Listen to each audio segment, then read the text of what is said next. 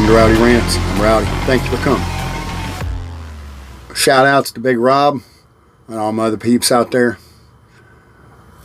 Going to be talking about what, happens to be on everyone's mind and some things on my mind.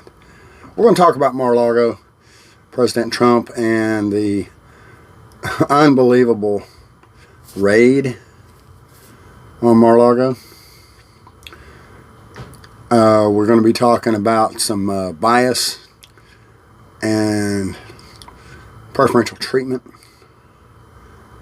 and hypocrisy within the Biden administration, Democrats in the House of Representatives and the Senate. Now, I don't like to make it look like I could be two-faced, but just to justify parts of what I'm saying, at least Republicans never sat in office and said that the border is secure when it's not.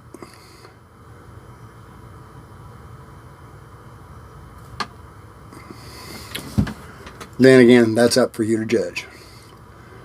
Now, my videos are my opinions from my insights. I'm not making claim to fact or undeveloped knowledge in the media. I'm not saying that I know things they don't. These are all my opinions. You're welcome to yours. These are mine. Now, the whole thing with Mar-a-Largo is just kind of insane. For 18 months, these documents have been in President Trump's possession, and it didn't necessitate a raid to retrieve them.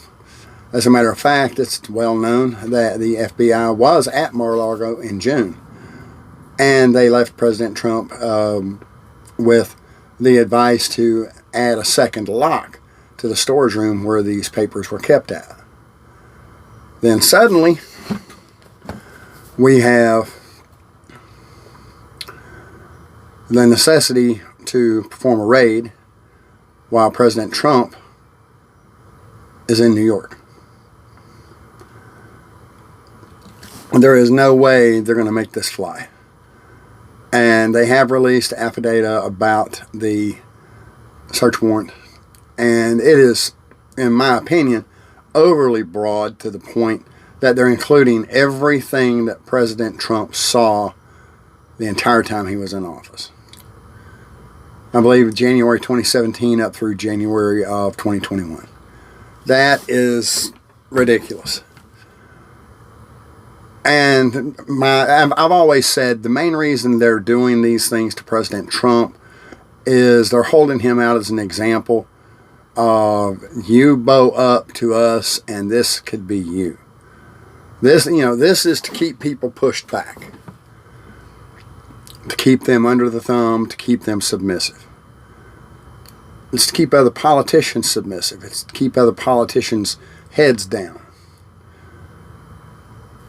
My opinion.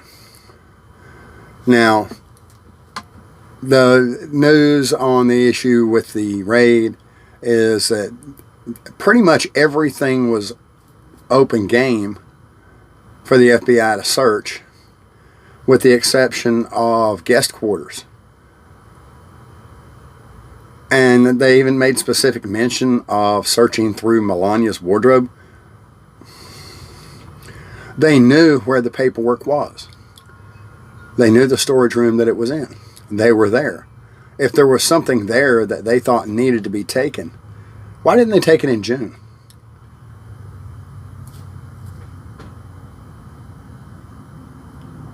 There's too much here. There's too many questions. And there's not a lot of sense in the issue. As President Trump also pointed out, when they start talking about classified materials,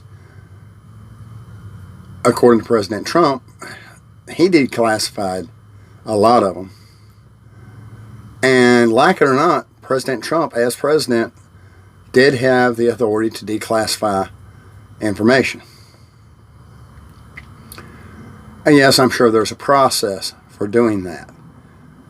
However, This seems like an ideal way of making somebody who is a critic and competitor look bad, because they've got the entire machinery of Washington, D.C. at their hands. Trump isn't there to be sure that things weren't changed, or that they were. So this is pretty much Orwellian if you stop to think about it. It makes very, very little sense. Now they're hinting that there's an inside operative working for the FBI, and that there's only 5 or 6 different people that could have had the information that the FBI needed to do the raid.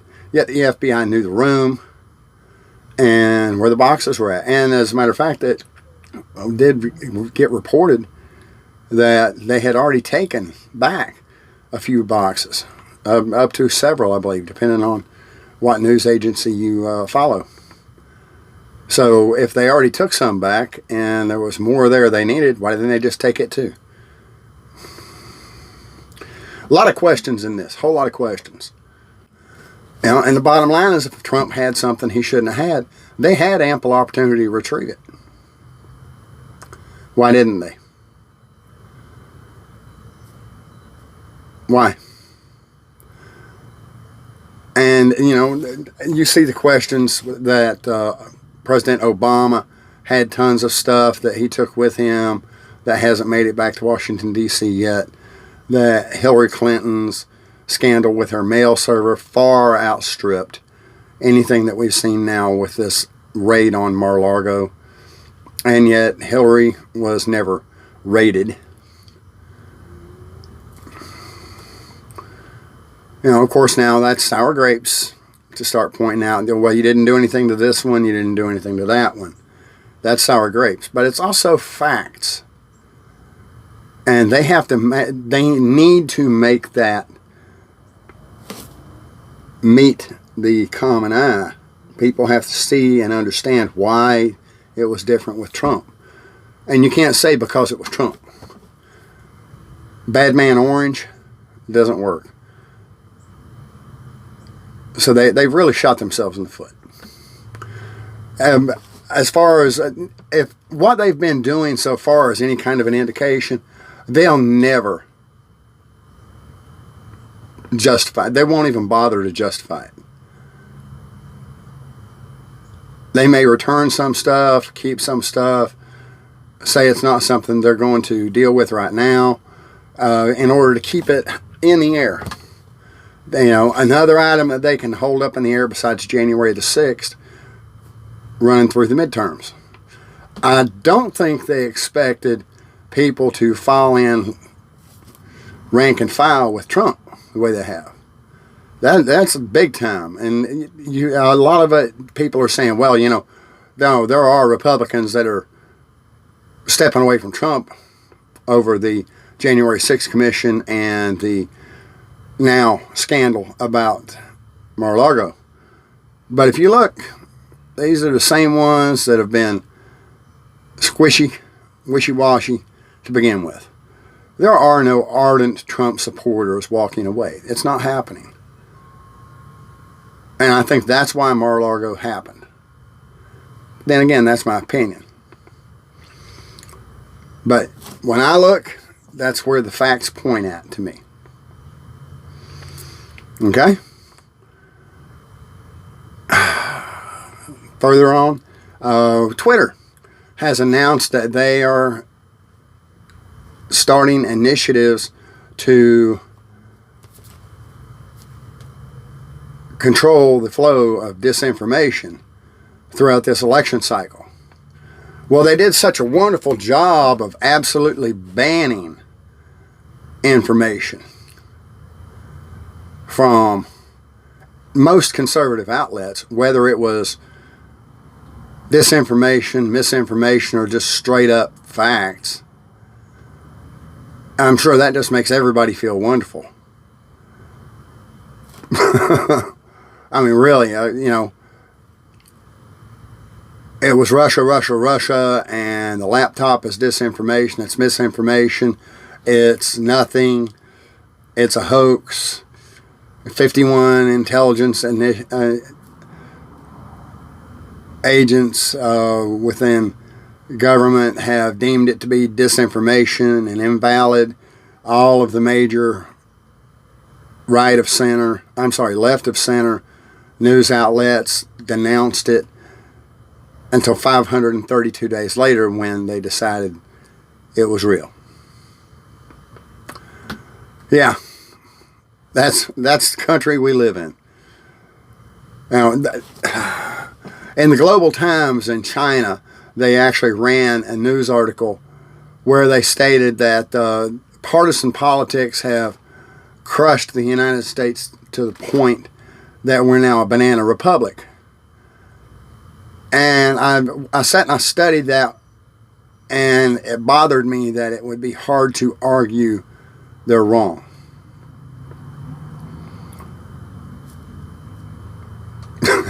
I mean, think about it. Think about it.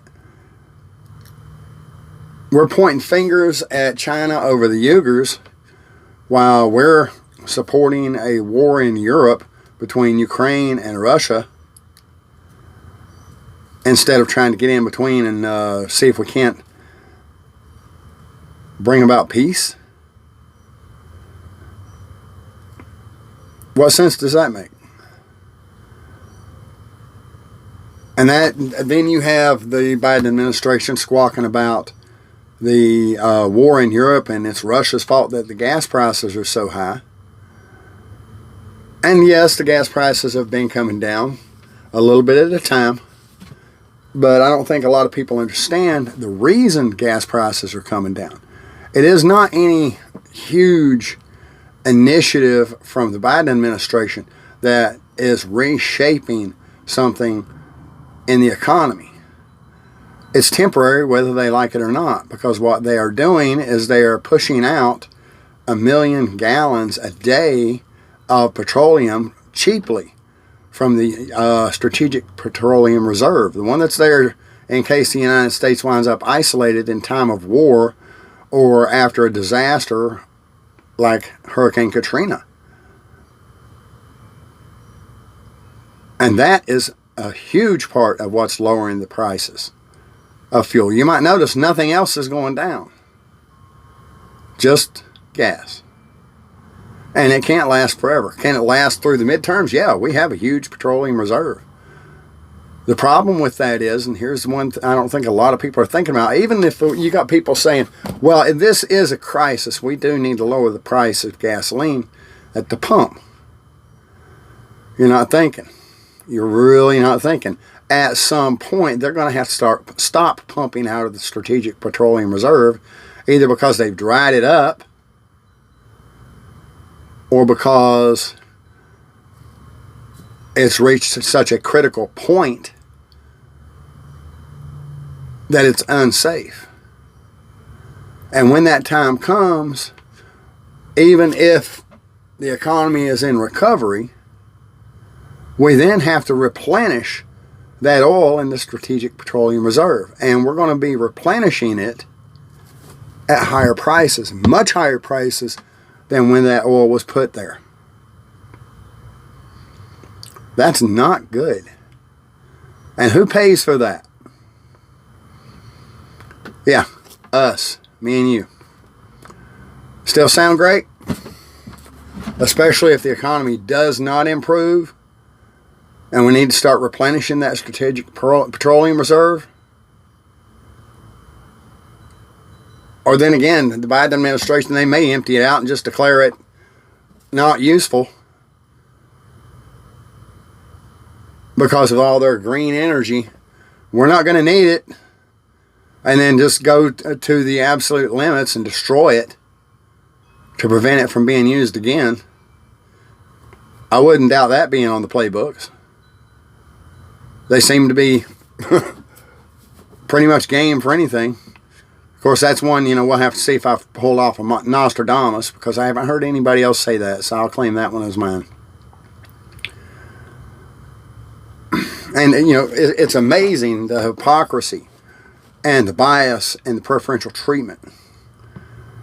Now, the Democrats just pushed through another huge spending package, the Inflation Reduction Act, which a lot of people claim it's not going to do much for reducing inflation. And a majority of the money, a super majority of the money appropriated through the Inflation Reduction Act is going into green energy. What happened when Obama tried to tweak green energy? Yeah, the money disappeared. Could it happen again? Well, I would say I would check the odds in Las Vegas. Check the people that are betting money on it. See how many people, investors are actually putting their own money into it too.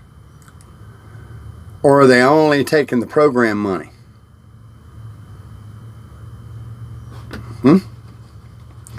How much personal risk are people taking to bring this green energy to fruition? Now, that's definitely preferential treatment. They're also raising taxes on corporations. Although they claim they're not raising taxes on anyone earning less than $400,000 a year, it's not too hard to see that people earning $400,000 a year are generally business owners with employees. And if you raise taxes on the business needs to recoup that money in order to maintain a profit margin. The same goes with corporations. They're not going to eat that, at least not over the long term. That's an increased cost of doing business, and it gets passed on to the taxpayers. So we get to pay for that.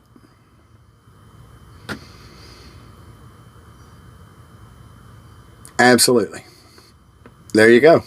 You want to know where the money's coming from? It's coming from the taxpayers. Well, I don't pay that much in taxes. Well, you might not think you pay that much in taxes, but when you're buying your groceries, when you're purchasing services, these other places that are paying the higher taxes are passing that on to you. You can squawk all you want about it. Oh, it ain't going to have no effect on me. Yeah, right. Keep talking smack. Take a look at your gas gauge as you're going down the road. That wasn't going to affect you either now, was it?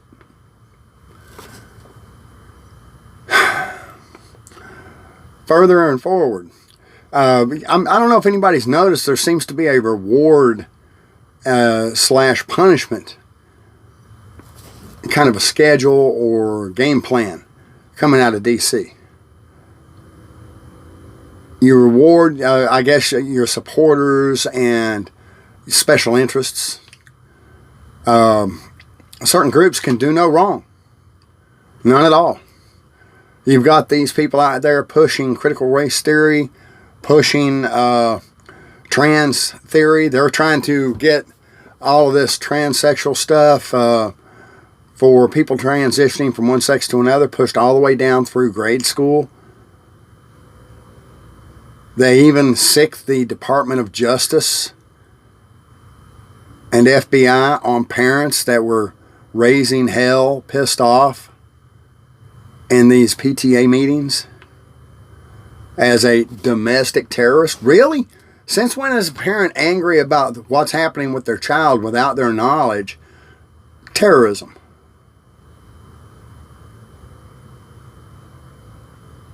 Do you know what the definition of terrorism is? Terrorism is when somebody, like a group of terrorists, guerrilla warfare, whatever you want to call them, make the local population so afraid of them that they pressure government to give in to the demands of the guerrilla warriors or terrorists, whatever you want to call it, so that they'll go away. That's the definition of terrorism in a nutshell. Now, you tell me where that definition fits. Does it fit with the parents, or does it fit with the organizations the parents are fighting with? You decide.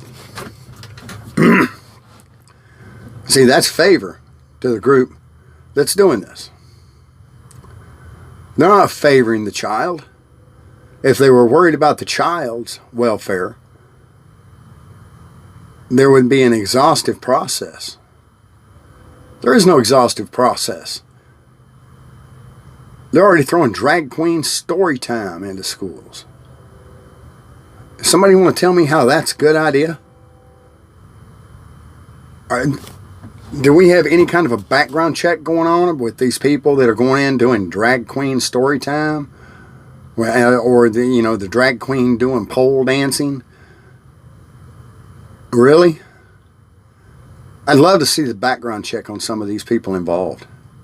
Because I bet you a nickel they're not doing it. Just like with all the good people coming across the southern border to the United States looking for a better life. And they were estimating possibly 20% of them were infected with COVID. However, they were not doing mass testing at all. I'm sure if people appeared ill that they were actually being moved out of general population, I would hope. But one of the problems that doesn't make sense is they still are releasing those people, and were then, during the height of COVID, releasing these people into the general population. I mean, do they even know that monkeypox didn't come across the southern border? I haven't heard a word about it. I know where they say the sources come from. But this particular contagion that we have right now, here and now, did it come across the southern border? Because a whole lot of other stuff's coming across the southern border. They've reported tuberculosis. They've reported chickenpox. They've reported measles, along with a plethora of others. See, there's your reward, though, is these migrants are being granted access, mass access. And they're not being impeded. If anything, they're doing everything they can to hurry it along. And now with cooling temperatures, it's going to go up even more, in my opinion. On the other hand, if you openly are against this, they'll find some kind of an ugly name to put on you. I'm sure they've got several for me. And that happens regularly. Xenophobe, racist.